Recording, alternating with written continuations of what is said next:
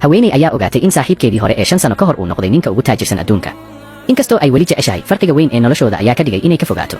iyadoo u malaynaysa inaysan mar dambe is arki doonin, ayuu si lama filaan ah uga soo muuqday goobtii ay ka shaqaynaysay. way jeesatay si ay uga tagto, balse ninkii ayaa ku yiri joog oo miro jar. markay aragtay gabadh ay hore iskula dugsan jireen oo gacanta ninka si dhow u haysata, waxay u qaadatay inay xiriir leeyihiin. murugada qalbigeeda ku jirtay ayaa keentay inay si kama ah gacanta isu jarto. arrintaas ayaa soo jiidatay dareenka gabadhii kale. markay garatay inay tahay gabadhii hore ee ninka, si ula kac ah ayay dib u bilowday. Part 2. waxay ku tiri haddii aad koobkan khamriga cabto 10 jibaar ayaan kuu kordhinayaa lacagta. soo qor walaal magac ka mida magacyada Allah ilaahay dartii ma subscribe iisoo dheh. laakiin way diiday, ma aqbali karin duligaas. iyagoo murmaya, khamrigii ayaa si kama ah ugu daatay dharka ninka. gabadhii kale ayaa markiiba sheegtay in suudka ninka uu yahay mid si gaar ah loo sameeyey oo dunida aad ugu yar, ayna hubaal tahay inaysan awoodi karin inay bixiso. si lama filaan ah, ninkii ayaa qof walba ka saaray qolka, isaga oo ka reebay iyada oo keliya.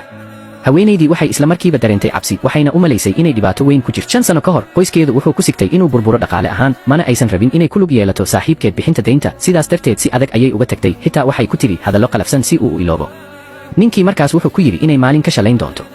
haddana 5 sano kadib, isagoo hodan noqday, ayuu u maleeyey inay fikradeeda bedeli doonto, balse weli way ka fogaatay.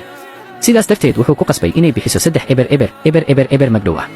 iyadu waxay sheegtay inaysan awoodin lacagtaas, waxayna ka codsatay in la dhaqo oo la nadiifiyo suudka. wuu oggolaaday, balse wuxuu ku xiray shuruud ah inay iyadu si gaar ah ugu keento qolka jiifkiisa. hadalkaas ceebta ah ayay ka cadhootay oo dharbaaxday. ninkii wuu xanaaqay, balse markuu arkay adkaysigeeda, qalbigiisu wuu jilcay. wuxuu u soo saaray faashad yar oo uu ku dhejiyey farteeda dhaawacan. kadib wuxuu siiyey kaarkiisa ganacsi, wuxuuna ku yidhi haddii aadan 3 maalmood gudahood lacagta u bixin, waa inaad mar kale noqotaa saaxiibaday. kadib markuu gaariga galay, kaaliyihiisii ayaa siiyey warbixin ku saabsan haweenayda. waxaa la ogaaday in 5 sano ka hor aabaheed lagu lahaa 3 milyan, balse deyn bixiyaha wiilkiisa ayaa jeclaaday, wuxuuna sheegay in deynta laga cafin doono haddii ay guursato wiilkiisa. iyadu way diiday, waxayna sannadahan oo dhan ku bixisay dadaal ay deynta ku bixinayso. markuu taas maqlay, ninkii aad buu u carooday, wuxuuna ka cadhooday inay runta ka qarisay.